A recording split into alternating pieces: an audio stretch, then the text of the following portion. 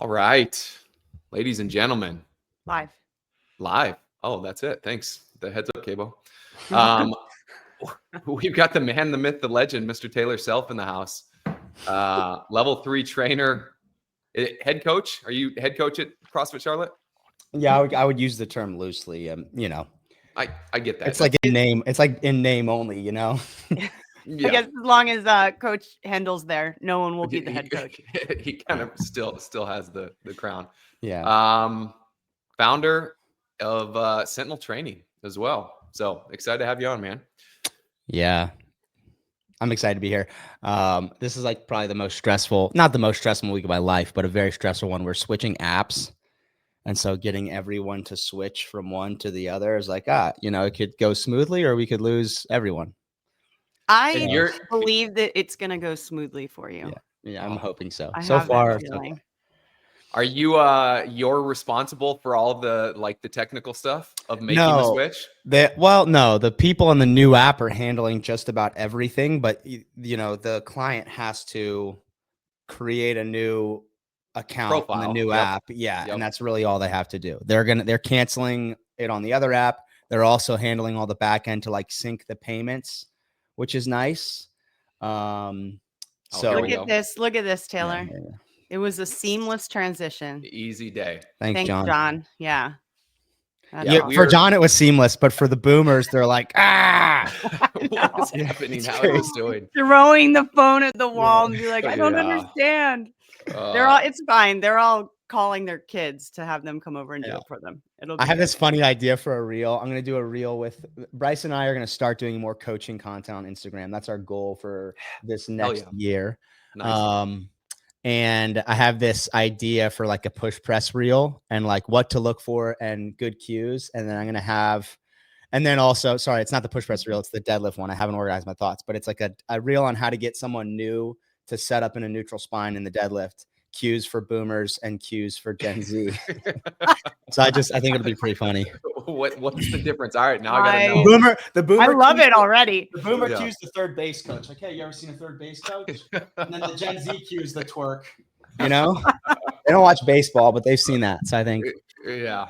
I think that there's something there for sure. I'd love to contribute to that. That's good. Yeah. It'd be funny. I like it, man. Yeah, more coaching content, the better. It's been fun putting out some of your stuff that we got at Affiliate Con. So stoked to have that. There's going to be a ton more of that coming out on the Knowledge channel, which is cool. But I want to talk programming this weekend today during this weekend. I want to talk programming today. So obviously you guys run Sentinel Training. Tell me more about it. Is it for individuals? Is it for affiliates? Is it for both? Do you have different tracks? Tell me more about it. So we have, it's written specifically for people who want to work out for like 45 to 75 minutes a day, or people who want to be competitive. So the classic track, which we just renamed, it was the 60 track, but there are some days where it takes a little longer than 60 minutes if you're not really, firing on all cylinders. Is really kind of like classic CrossFit, I would say. Oops, I feel like I'm not really supposed to use that word. It's like classic, it's what classic? Yeah. It's pretty, no. It's pretty very straightforward CrossFit. Yeah. It's pretty true to roots, I would say. And, so I would say the general difficulty of the program is like your open level of RX. Anything you would see in the open and expect to RX in a workout, you'll see there. So there will be muscle ups, but it's not like muscle ups every week. There will be like rope climbs, but it's not rope climbs every week. So they get the skills and stuff like that. And we have like skill development pieces and then the compete track is like your goal is to make a semifinal or the games. And both are very GPP. It's not like a specialist program. I think for any individual athlete, your base program should be GPP. And if you have weaknesses specific to you, unless you can afford a one-on-one coach, then you just kind of have to be intuitive and know where to adjust the stimulus of a particular workout or whatever. And we do have probably 30 plus affiliates using the classic track, and I don't charge them anymore. And I just get on the phone with them when they inquire. And I say, hey, I think probably for any affiliate program you're going to buy from someone else, you need to make a lot of adjustments on your own to fit your demographic and your equipment and your space. Yep. So this is definitely that. And I just recommend them that they pull one element a day to focus on, and then a heavy day every week. So we have that kind of conversation, like take one of the lifting pieces and just do that one day. And then on the other days, if there's two things, unless they are really coincide with one another, just choose one of them. The two. Yeah. So every day has two pieces, and what it like? Not every day. For the most part? Yeah. For the classic track, for the most part, but it's not every day a workout and a lift. You know, like we might have handstand walk skill progression on one day, or single leg squat skill, or even just jump rope skill. Like I took a seminar at Affiliate Con from Dave at RX Smart Gear. And like, I've never coached the single under, and it was just so cool to watch him do that. So we've been doing a lot of that. I was actually, before I started CrossFit, I had a strength coach in high school, and I didn't like to run. And he was like, you should just jump rope. So like for a year, I was jumping rope like 20 to 40 minutes straight a day, like a fighter. And I just did it again this morning, and it was like the first time I'd been able to go for 20 minutes straight in a couple weeks. Cause it's just, dude, it lights your calves and hands, and it's devastating. It's like, it's way harder than you think. I'm going to have to find this old CrossFit.com workout from the first month there. But, what else comes with it? Like when you provide the programming, is it just the workouts themselves? Do you guys add warm-ups? Is there lesson plans? Is there skill sessions? Like, so there's no lesson plans for coaching. So if you're using it as an affiliate, but there's a notes section, and that kind of could be, it's not a lesson plan, but it's essentially a whiteboard brief of every day. And every day probably has 700 to 1,000 words of notes, like a training focus, intended stimulus, equipment substitutes, loading and volume modifications, master's prescriptions, etc. So it's like goes into pretty specific detail on every little thing that I could think someone would ask at the whiteboard. That's how we write it. I'm thinking, okay, what's the dumbest question I'm going to get? How can I answer it here so I don't have to answer it? Yeah. 100 times over. Which makes it pretty straightforward for people to create their own lesson plan, because you're giving them all the information. They just need to take that and fine tune it to their hour class. So that, and then we, believe it or not, we also offer like video review for every general subscriber. So we have 1,272 active subscribers. And for every single one of those people that wants to send a video into the Instagram, like we do our best to get to all of them. I don't think we've ever missed one for longer than 3 days. And we have me and Bryson, who's also a level 3, and then a guy named Will, who we just brought on to help just specifically with this, who's also a level 3. Now, what are they sending in? What type of video are they getting reviewed? Like a snatch complex, or a deadlift, or a push press. Like typically in the skill them moving, and you're coaching them. That's cool. Yeah. So it's just like, well, we're working with Will, who's newer to our team, and he's been coaching for 4 or 5 years. And the thing I keep telling him is like, the thing that helped me develop the most was just like 10 years of coaching 2 to 3 classes a day. And not 10 years, maybe there was like a 5-year stretch where I was coaching a ton. And I just got to see so much. And Andy was always saying, hey, look at these 2 things and look at this thing. And I was like, oh, okay. And like the video review is so helpful and for me to look for things as a coach.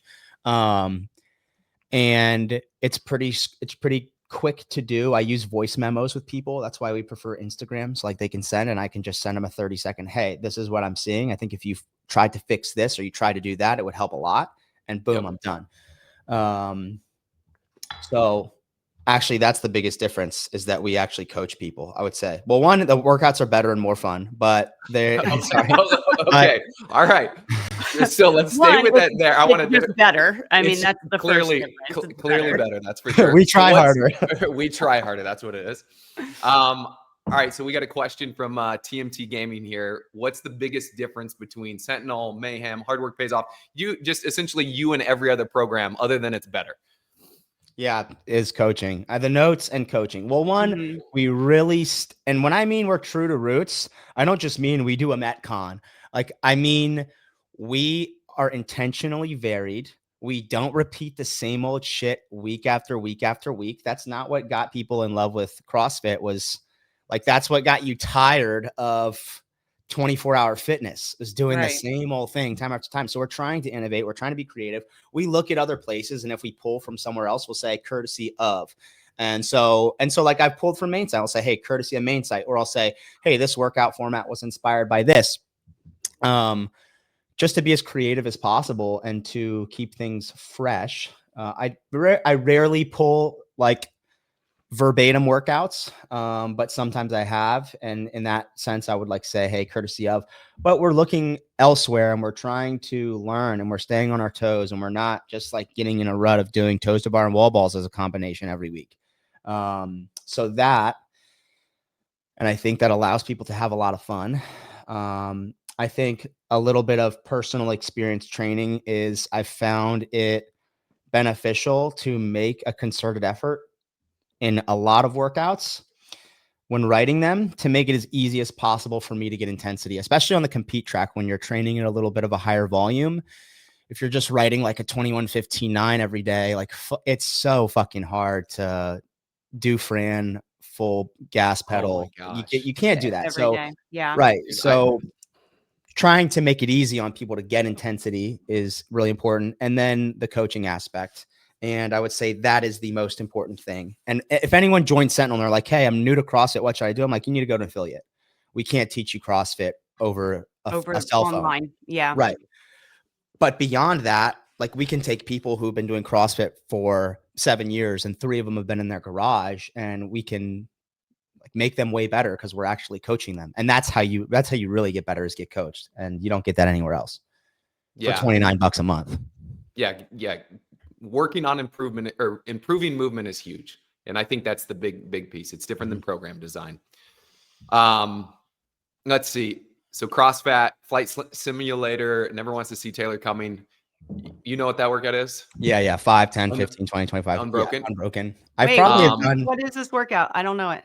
So you don't know flight simulator? Come on. I'm asking for the people. Okay. So it's a double under ladder. So I don't know it. Where you do 5 dubs unbroken, and then 10 dubs unbroken, then 15 dubs unbroken, and you go 5 to 50 and then back down.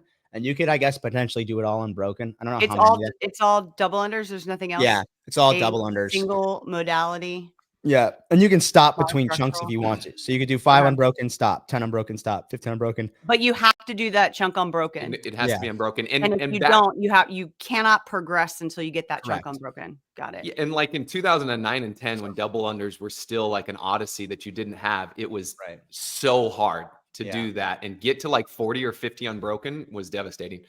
But us talking about, and you talking about jumping rope for 45 minutes to 60 minutes reminded me of this. Yeah. How's the black screen? So the black square, February 18th, 2001. So this is the pukey in there. First week of CrossFit.com on the internet. Here's wait. This is This is 2001. Okay, it's February 18th, 2001. So the first ever workout on .com was February 11th. Fast and heavy. February 10th. Fast and heavy. Yep. Dumbbell thrusters and running. Yeah, here we go. It was. Wait, you're scrolling too fast. What's happening? Okay, that's the very first workout. This is the first one. Got it. So a week into it. That's so sick. If you haven't looked at these and you want some like inspiration, this is the best ever. It's so good. Yeah, I do that a lot. But here we go. Jump rope for 2 minutes, rest for 1 minute. 1 minute. Can you continue this for 30 minutes? This is just 20 minutes of cardiovascular exercise. Go for it. If you have considerable jump rope experience, double under for 2 minutes, rest for 1. Anyone who can keep this up for 30 minutes is an extraordinary athlete. Like, 200 dubs, 1 minute rest is essentially what that is. 15 times. Yeah. Crazy, right? But I love that how it's written is not even double unders. It's just jump rope. For 2 minutes. Yeah. Well, and the truth is, like, you know, in 2001, you probably couldn't find people that could do this unless you were like a boxer or a wrestler or had extensive jump rope background. I'm pretty confident that you could go to most affiliates and there's at least a couple people that could probably do pretty well with this. A bunch, just single unders, which is insane to think about, right? So I think that's pretty cool. Have you ever seen the week of workouts where it's, I want to say 1K row, 10 muscle ups and maybe 21 clean and jerks, and it's written 5 different ways. Yeah, yes, yeah, different yeah. time each time. Yes. Yeah. How cool is that, right? It's Interesting. you switch the direction and you do all the different stuff. Like .com is the best to go back to. But with that, the next thing I wanted to know about your programming is do you have a framework or a template? You made mention of the fact that you try to provide variance, not doing the same stuff. You try to stay classic. You're catering and looking for ways to help your athletes find intensity, which I know we did a discussion, or you talked about it at Affiliate Con, and we'll see a video coming out on some of our stuff around using intervals as a way to help garner that intensity. But do you have some sort of template, like when you go into a week or a month where it's like, I want this, each week is going to roughly have this as my framework or my foundation? Yeah, yes. So our loose framework is I mean, it's like the online programming course, couplets and triplets, mostly task priority, sometimes time priority, a chipper, etc. So that's a loose framework. The more structured framework we use is we use the open as our community accepted benchmark of fitness that we don't, I wouldn't say we program around it or for it, but we're like, hey, in February, this is kind of the culmination of the year's training to measure yourself against last year and the year before and the other 200, 300, 400,000 people that do CrossFit. And I kind of view that as like your yearly physical or checkup in the fitness department. And so we communicate that to people who are interested in the program. They're like, what's the program based around? Well, it's based around the open, and that's kind of our community-wide, generally accepted test of fitness. So if you're looking for a 5K program, this isn't it. It's GPP. Then to narrow in between the months of maybe June through December on the compete track and partially on the classic track, we do 4-week on, 1 week off progressions.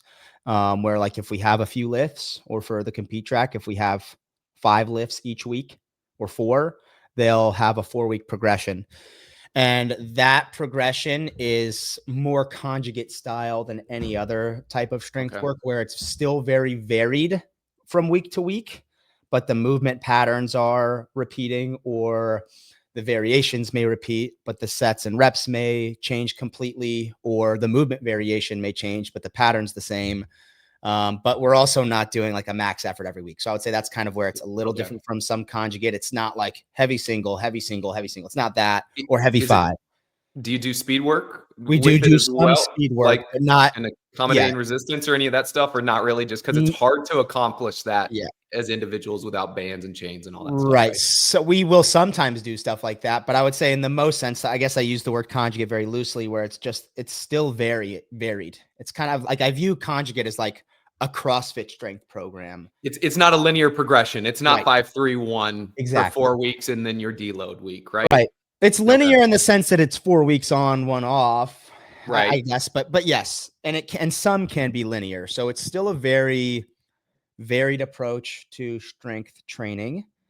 And we will write out those 4-week on, and also I would say it's linear in the scope of the year, where we start. Let me pull up kind of, I have like a thoughts list here. I just want to pull this up, where if we have 7 of these 4-week progressions, like I have the first one of the 2025 training year, which is, where are we at? I called it, a focus on structural integrity. So a lot of tempo, a lot of holds, a lot of strict gymnastic work, some unilateral stuff with like kettlebells and dumbbells, and a lot of different variations of deadlifts. And it's like really slow. It's not super heavy.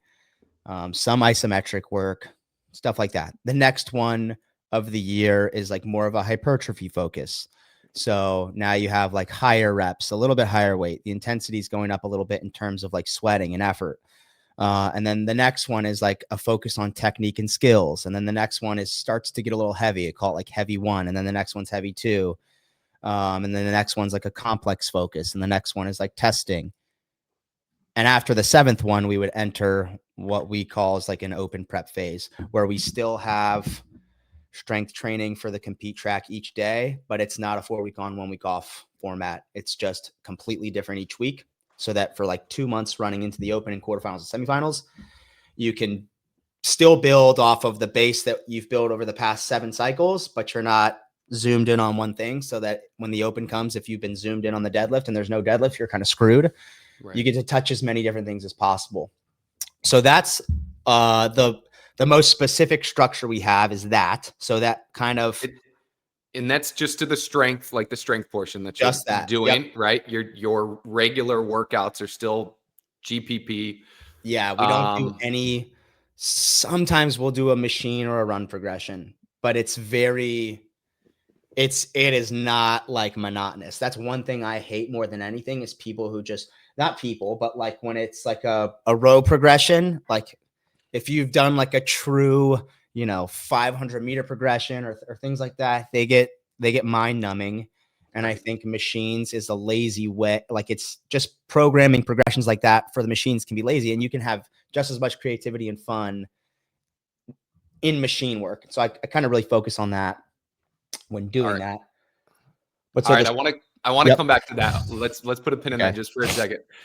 Just because CrossFit's got a question. Obviously, it sounds like you consider that periodization, right? What you just described, which is what it sounds like. But do you test and retest in those windows as well? Not the strength progress. No, I don't I don't do like, hey, we're going to build a heavy single snatch on week 1. And then on week 4, we're going to see if you can do better. I just don't really care about that. And I don't think wasting a session on that is super important, especially within the context for a competitor of all the other volume they're doing. Am I going to dedicate these 4 weeks to like, I want them to hit a heavy single snatch on week 1 and then beat it week 4? I don't really, no. The short answer is no. I don't really care because CrossFit is not just the heavy snatch. It's not just the heavy deadlift. And I do test and retest, but there are not 7 tests and 7 retests across that period. Window. So short answer, no. And I feel like that's a difference between providing programming for somebody that's competitive, where to your point, it doesn't really matter. They should know what their numbers are anyways, and it doesn't matter. Whereas I think in an affiliate setting, more frequent retest to see the progress is more important because I wouldn't do it 7 times over those 7 sessions or whatever that is. But it was one of the things when I started programming, there was a lot of like benchmark workouts that I personally didn't want to repeat. So I wouldn't program it for my gym because I'm like, man, I don't know if I'm, I don't want to do Fran again. I'm like, my members need that and they want to see their progress. So I think there's value there. But we do a benchmark week on the classic track. So we did one. It was like I want to say early September, and we'll repeat it late December, the whole week, and it's just 5 workouts: Monday, Tuesday, Wednesday, Thursday, Friday. Nice. If programming is such, I think they meant to say such. Yeah, such a common topic. Yeah, so I think this is kind of in line with how do you measure effective or not is your benchmark week. Yeah, that would be, or whatever benchmark you're training towards. And I think the open is great because it's unknown and unknowable. So you have to train in a varied way to an extent to expect to do better. There's still like you could do the whole what are the most common movements programmed in the open and focus on those. We don't do that. But if you're CrossFit, you'll be fine. Right. If you're getting fitter, odds are you're going to do better. Open comes, you'll be fine. Yeah. So that's how we measure it. And when people are like, oh man, I've been really working on my muscle up and it didn't show up this year, and that's why I didn't do better in the open. That's like the 1% of people who don't do better. It's like your one thing that you've been really focused on. And like, to the contrary of that, well, if you've been neglecting a whole bunch of other things to just get better at the muscle up, you really haven't gotten fitter because fitness is not just the muscle up. But maybe you didn't do better in the open because all the things that you haven't been working on showed up. Right. And you're still kind of crappy at it. Right. But hey, at least you're good at muscle ups now. I don't know. I guess the only true way where you could be as accurate and precise as possible at measuring our definition of fitness year over year is the CrossFit Games season format. And if you want to really see if you're getting fitter, you perform the very first open workout all the way through quarterfinals, semifinals, and games, and you just modify it to your capacity, and you complete that as an entire test. And that's like, and I just mean being able to cover the entire scope of fitness, the 10 general physical skills, your 3 energy systems, short, medium, long time domains, light, medium, heavy loads, low skill, high skill, all that stuff. I mean, I would have to imagine that's like 20 workouts total. Maybe that would be the most comprehensive test you could say. That would be an interesting dynamic, because there was at one point I was like, man, it would be interesting to like almost go back to one of the 5-week opens and like just repeat those 5 workouts every year to actually truly see your progress. But then you could your progression. But then obviously you could cater towards those 5 workouts is the issue. And if you think about it and look at it as a games season in total, which looks great, we probably also know that like every year to some degree in previous years, probably more than others, where there's kind of a direction that the games goes, right? Remember the regional year where they only used dumbbells, no barbells. Yep. 2017. So, 17. You've got years where things were heavier, and like for the general pop, I think it's a little less relevant to have some of those like one-off things. So it's interesting though. But I mean, obviously this is it's a concept, right? Like, yes, absolutely. Yeah. All right. So now I want to go back to where you were headed, I believe, when you were talking about machines. Boring and lazy. And so this is a shout out from Judy. The concept of virtuosity in programming. Yeah, I've heard you say that before. I know you get passionate about that. I see the smile on your face now. So tell me your thoughts, just in general, virtuosity in training. What does that mean to you? Or in training and programming, excuse me. Yeah, in programming. Maybe it's not. I'd like to make it cut and dry, but maybe it's not so cut and dry, because there are points of performance in a squat, and if you miss them, you clearly miss them. And there is a lot more gray area in programming. But I still don't think that maybe changes the approach to it. I don't think the approach should be good enough. So I would say that the same way, if I take my level 2 and I have a great squat and I get destroyed at the level 2, I think the same approach should be taken to programming, and by destroyed, I mean like, an experienced trainer can make an example of me, and they should, to show people that even if you have a good squat, you can always get better. Always be better. Yeah. And that's what virtuosity is. And so even though it's CrossFit and it's a triplet and they're complementary movements, well, it could still be better. And by better, I mean more people could get intensity out of it. It could be more fun. People could read the workout and be excited to do it. And there is a lot more subjectivity in that stuff than there are the points of performance of a squat. And that's what I mean. It's not so cut and dry, but I think we can all agree, if you see someone who's written workouts for a year and they just throw 3 things together, it's probably not as elegant and pretty as Leafs.com programming was in his heyday. And so why wouldn't we want to set the absolute gold standard for what a great workout is, and take that approach? I mean, I see where you're going with that, but the tough part is, and just like you said, the subjectivity to the fact of like what you think might be the gold standard, I might not. And so but I think that subjectivity is like saying, okay, you're an inch below parallel versus you can wipe the floor with your butt. Like, you're still meeting a standard and you're still exercising to full range of motion to the standard. Okay. But so there's a difference you're between saying a quarter squat and hip crease below the knee. And I think that's what I'm going with. Okay. And I can look at a workout.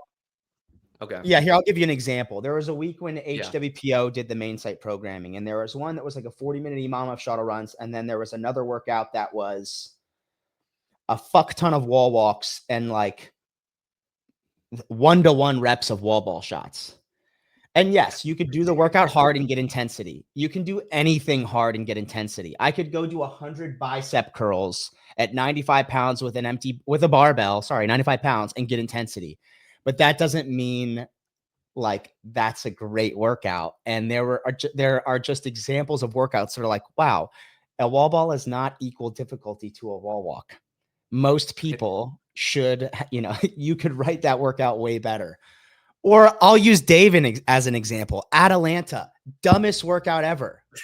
Sorry, should not have been at the games. I hate that workout so much. Say what that workout is. It's basically Dumb Murph, where you have a weight vest, you run a mile, and then you do 100 handstand push-ups in your weight vest.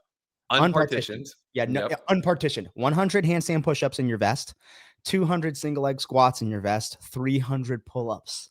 That's the bar, right? And no, just chin. Regular. Was that the 2020 games, I think? Yes. Yeah. And no one tried. And it was the final and no one tried. So yeah. Maybe there is a place for that workout, but it's not at the end of a CrossFit Games weekend for certain. And if you're, anyways, so it is subjective. There is some subjectivity, but I think you can all agree there are programs that you maybe I'll say maybe there's a program you follow where you're like, I'm tired of this is dumb. And there are probably programs you follow that are like, wow, this is awesome, I'm excited. And it could just be your class programming, and there's a reason you like it. And I don't think the reasons you like it are as subjective as most people think. If you're drawn to CrossFit, if you like intentional variance, you like trying new things, you like seeing a workout that makes you a little nervous, you like the feeling of intensity, you like not getting hurt because the person programming your workouts isn't giving you squats 4 days in a row. Right. Paying attention to what they're doing. Yep. Right. I think all of those things you can do a really good job at. I think there are people who don't.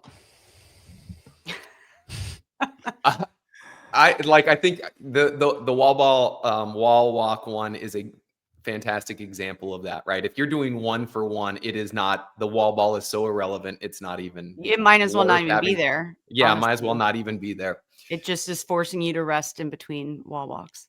The argument can be made that some of those, like if those workouts are sprinkled in that you look at, and a lot of times you can either look at it from the outside looking in, or you look at it in hindsight and you're like, that sucked. Well, that's going to be part of it. It shouldn't be 5 days in a row of like all of those sucked.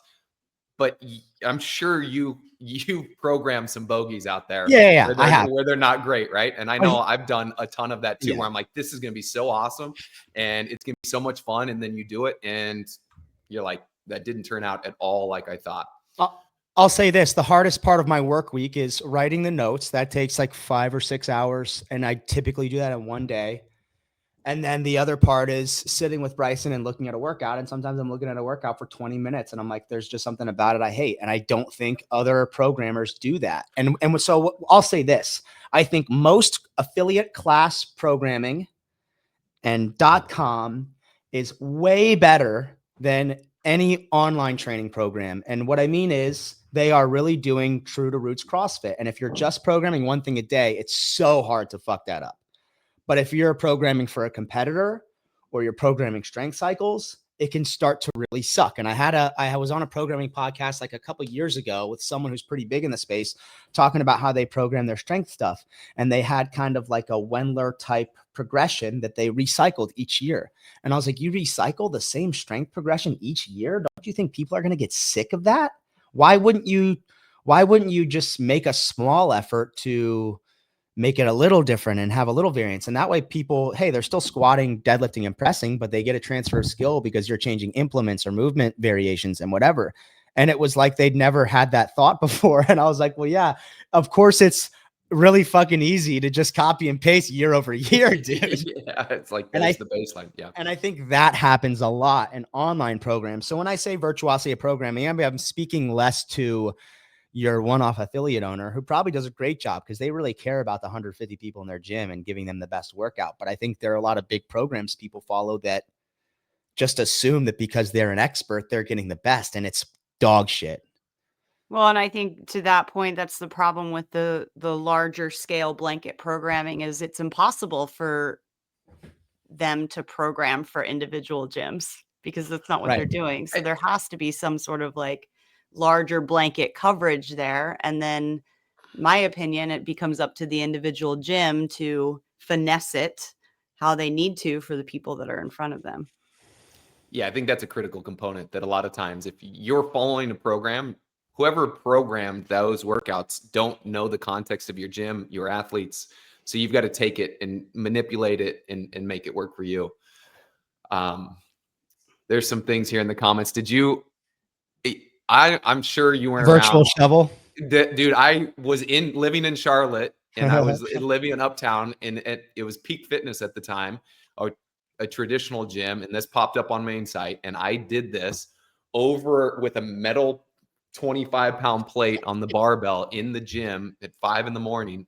I'm sure people thought I was a moron. I've actually done these as an accessory piece on Sentinel. Dude, my back exploded. Like my back got so blown up doing that thing. And I got those. I have to stop and attribute so much of my, I guess, scope as understanding workouts. No, is my coach John Main, and he was on seminar staff for a very long time. Very quiet dude. Christy Phillips Atkins coach for her James tenure. And I met him through Christy, and he coached me for like 6 or 7 years when I was trying to compete, and like he would show me stuff like that.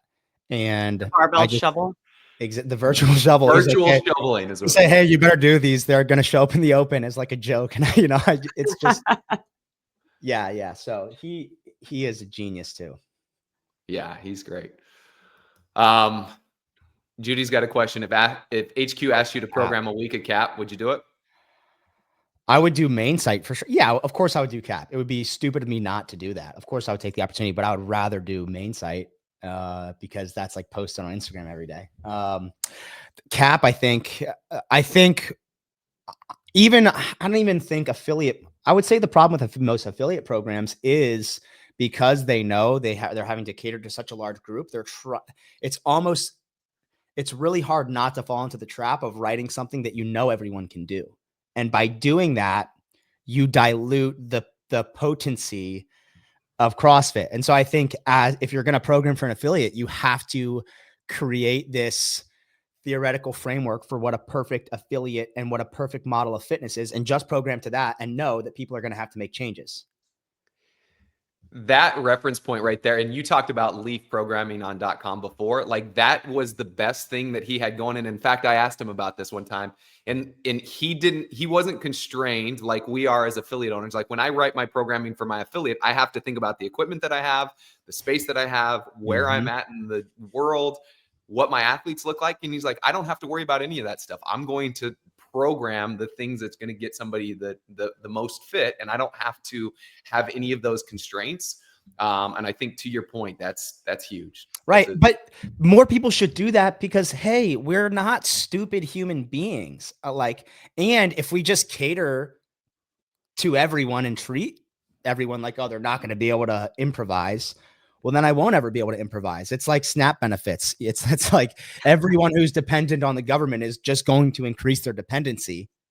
Well, don't create dependency, educate people, try to teach creativity and reinforce that. That's the beauty. Gosh, I mean, I could just go so deep into all this. And yes, I know some people need SNAP benefits. I'm not saying they're horrible, but there's also the abused side where the government has created dependency, and I don't want programmers to create dependency. I think the best thing about Sentinel is people could just subscribe and never follow it, but just seeing things that maybe they won't see in other places gives you ideas and some ideas to, right. Yeah. All right. What do you got here, Kristin? There's just some comments back and forth in the chat. So how do coaches best use programming to fit each individual class structure? And then, we gave there was the veggie analogy with the food, which I love a good food analogy. And then Brian, this goes back to my question. We got the recipe. That's the programming. That's the cook or the server. How does, in your opinion, how do we translate the intentions of the programmer? Well, yeah. So that's having coach's notes for like an affiliate program would probably have that in there. And if you're programming for an affiliate, you would want all of your coaches to understand the point you're trying to get across in the workouts so that they can communicate that at the whiteboard. I'm kind of the third space CrossFit. You're giving I'm having a hard time understanding some of their questions, but so I'm not really, is the question, how do you translate? Like if I'm writing a workout and my intended stimulus is full sprint effort, but maybe the workout's hard to grasp that, how do you communicate that? Would be coach's notes. Yeah, I think that's how I read this, is that you're asking about the stimulus, and you provide the stimulus, right? I would assume in your coach's notes. Now I think here's one of the things that's interesting, and it goes back to like the owner or the coaches taking ownership of the program, because I know I look at, workouts from CAP or different things that say this is the stimulus, and I look at that and I'm like, there ain't no way that either athletes in my gym, even our RX best athletes, are going to be able to do this in this time, or like we're going to do it way faster than that. So there has to be a sanity check at some point, because once again, not everybody knows you. What do we got? Paying for programming. I'm making sure my coaches are, 1, reading the notes, and 2, understanding. I think that's huge. I have a good food metaphor. All right, what do you got? Let's do it. I had someone tell me one time when we first started Sentinel, I was using a private Instagram page and making people Venmo me. And I was making all the graphics for the workouts in this software called Photopea. It's like a cheap, it's not even like Final Cut. It was like Canva, but you don't have to pay for it. Anyways. And he messages me. This is actually Jason. Messages me. He's like, dude, this looks so fucking stupid. He's like, imagine you are a Michelin star chef and you have beef, cheese, and a sauce that you're creating into a world-class dish that people are going to love. Well, you could just mix it all together and throw it in a bowl, and it maybe tastes pretty similar, but that looks like shit. And you would never do that. So it was an interesting metaphor. And then I thought of, well, that's kind of not just the graphics and how you post a workout, but how the workout's written and communicated as well. Like there's some very unique verbiage and articulation used in like main site and early main site that like you don't see a lot of anymore, that made things, I don't know, just cool to read. Even that's, just even things like that, little things where like, yeah, if, pizza cut up into little pieces and thrown in a bowl looks really nasty. But if you go to a really nice restaurant and they have the beautiful pizza and like it's all garnished well, pizza. Right? Exactly. Yeah. It looks nice and it looks more appetizing. And I think that's anything in life. And arguably it tastes better, even if it tastes exactly the same, because now your other senses are involved. You get to notice each flavor component and whatever, there's a lot of. Yeah. All right. I think you pulled that one already. Yeah. Oh, I meant to do this one. Ramona had a question. I'm not sure if I understand her question. You guys might. We might need to get her to. I think it just is around, why do you program instead of get it from somebody else? Because you can apply CrossFit better to your demographic. I think if anyone on earth had like, ideally, people could see a GPP program and have the self-awareness and ability to apply that to themselves perfectly. And that would look different for essentially every person on earth. And I think the reason it would be best as an affiliate owner to give that to your members, or to give your own thing to your members, is because you're really able to look at your demographic and your equipment and your space and be incredibly creative with that, rather than following a program that's trying to cater to everyone.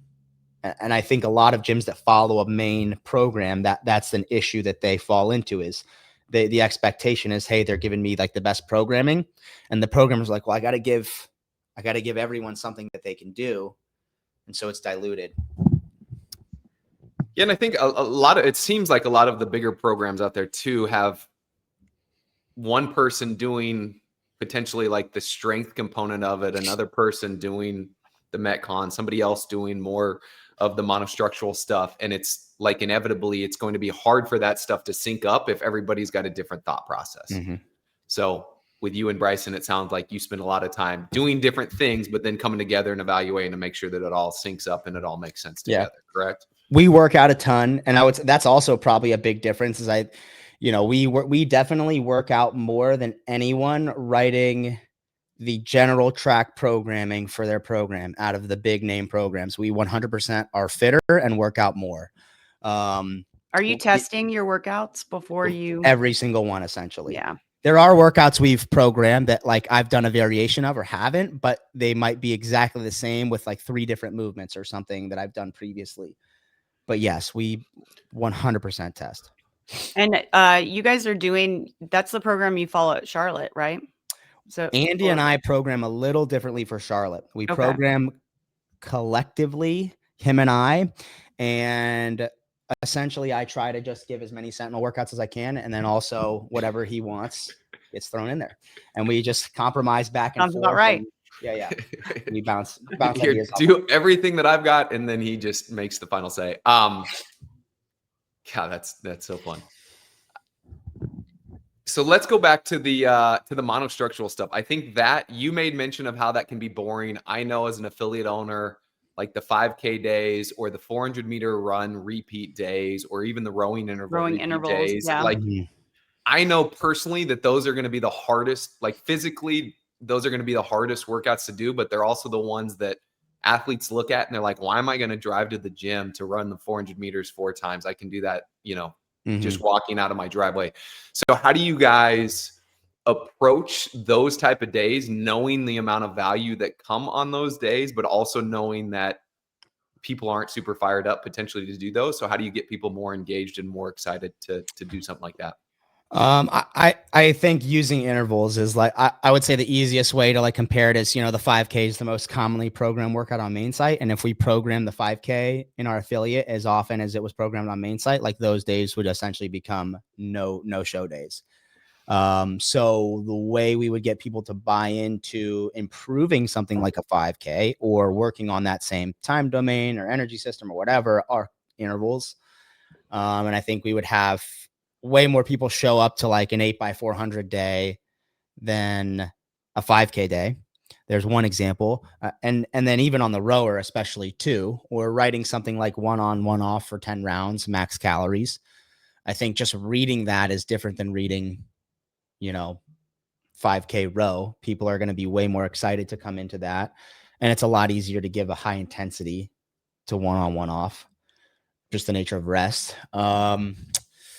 We did yesterday, for example, our workout was echo bike sprints, and it was every 2 minutes, 15-second sprint as hard as possible for max calories, for 10 rounds. And that's the worst, like the worst thing you can workout I could imagine doing ever. 10 rounds is a lot of that. Yeah, it's a lot. But so cool though. I mean, the sprint for 15 seconds, because that's a realistic time that someone can literally sprint. It's a stretch. 15 seconds is like by 8, 9, and 10, I'm getting to 10 seconds. And like, I can definitely feel that I just don't have that energy system anymore. It's a weird feeling. And so like, it's the pushing through peanut butter feeling where like aerobically I can continue, but I don't have the power at all. It's just so it's good. And yeah, most people don't feel that often enough. Right. And that's the thing I'm thinking of, is like, what a great opportunity to use that to teach your members how to get that and what it feels like. Yeah. And there's a great example. We have a coach at our gym who's like super fit, but he just doesn't know how to try as hard as possible. And so on the first round in the class I was teaching, 2 girls got 8 calories and he got 6. He's like, how'd that happen? No, what? I was like, dude, you're not trying at all. We've got a guy over here who's nowhere near as fit as you. He's got 16 calories. People love a pace, Right, one speed. That's how I run. My 400-meter run and my 5K is the same speed. Yeah. The teaching and max effort. Yeah. And some of that is so hard to convince people. One, they might look at that and be like, you mean 15 seconds? That's all I'm going to do? If they've never done it and don't know what that feels like, that's tough. And so you've got to convince them to go hard and show up and do that. That actually, there's a cap workout program this week that had 4 rounds of 30 seconds max calories on a bike, 90 seconds off. So every 2 minutes. Yep. You do that gets you through 8 minutes. Then you rest 2 more. And at the 10-minute mark, you do 5 rounds of a 200-meter run, 10 pull-ups, which similar type thing, pretty darn devastating, Yep. but almost like putting that little carrot at the end of the running and pull-ups, get some of those people that would just look at the bike sprints and be like, that's it. I'm not going to show up. And now you throw this at the end of it. And people will be like, all right, let me give this a try. And then when they show up and do it, everybody was like, we did it at our gym yesterday. And everybody's like, that's way worse than I expected it to be. Yeah, brutal. Right. I would say my biggest gripe about kind of machine stuff is again, less toward how a lot of people would program for a class and more toward the resurgence and the popularity of like Zone 2, and how I just don't believe Gen Pop in most settings should be making Zone 2 a weekly part of their training, and something that they maybe not even weekly, but frequently something that you should be worried about, because the time you spend in 40 to 60 minutes, like going easy at a talking space, can be so much more effective spent elsewhere. If you're someone who's ever done like a progression of Zone 2, it's fucking so boring. B, and C, you can do something that's way more effective with the time that you have, far more fun. And I think that's where I go with the machine stuff. It's like, hey, you don't need to sit on a bike for 40 minutes. Unless you're Matt Fraser and you're really trying to build a huge aerobic base. Most of you don't have 8 hours a day to train. You're not as fit as Matt Fraser and everywhere else that he can sacrifice that stuff to do that, or is training at such a high volume that if he needs to add anything else, it can only be Zone 2. Because otherwise he'll get too beat up. Right. Yeah. Or like, hey, you are not fit enough. You need to learn how to go hard, and doing a 2-on-1 off interval where you do a 20 cal row by and a max calorie biker in the time remaining is going to be way more effective for where you are at than 40 minutes at a talking pace. No one needs that on a biker. Right. And I think to this question, the hardest days are tough. Let's see. Sometimes it's lazy or easy day to program on Thursdays or Sundays. And I look at that, like the concept of Zone 2 of getting on a bike or doing something like that, to your point, seems so boring. But I'd be curious to know how you guys program. Do you program 6 days a week, 7 days a week? And if so, do you have essentially like recovery-based workouts in there? I know for myself, when I'd program like on Thursday, if we did 3 really hard things, it would be a longer, higher volume, lower skill, like run. You know, this is when you can bring some tires to flip, some lunges or ab mat sit-ups. And it's virtual shovels. Virtual shovels will beat the shit out of you. We don't do that. No, that wouldn't be on the recovery day. But something there that it acts as a Zone 2 because it's a 20 or 25-minute workout, but it's not just sit on the bike and like just pedal. And people will feel like they get something. Do you guys program 6-7 days a week? Do you kind of include those days that are going to be a recovery day, but allow people to train? On Sentinel, I do. It's like Monday through Wednesday is hard training. Thursday is always a machine or swim based conditioning workout. So, and it's optional. I always say, hey, this is optional. Perform one or the other or neither. So it's either a full rest day or like row and bike or swimming. And then Sunday, I program a full rest day for Sentinel. At the gym, we program. There's definitely a sequencing to, hey, this is a Helen style intensity. And then we have like a 20-minute AMRAP with some biking that's a bit easier, or just a heavy day. That's a nice break from like, I feel like I'm going to puke. We definitely do that, but I wouldn't say we program any active recovery days, just because I don't like, and I know Andy doesn't like, assuming that people are going to come every day in the week, because most people don't. Right. And also, we're very clear that, hey, you should be doing like 3 on 1 off. And if that's the case and you come Tuesday, Wednesday, Thursday, you don't want one of your 3 days to be like this. The long, slow. Well, I mean, active recovery day. Yeah. Like a true active recovery day. And that's why in my mind, if you put it as, it's still like, you can still push some pace on a 20-minute workout that has runs and whatever. So it's not just a, hey guys, this is our active recovery day. Because to your point, if that's one of the 2 days somebody gets in and they're going to do stretching for 30 minutes of class, like that's a waste of their time. Right. When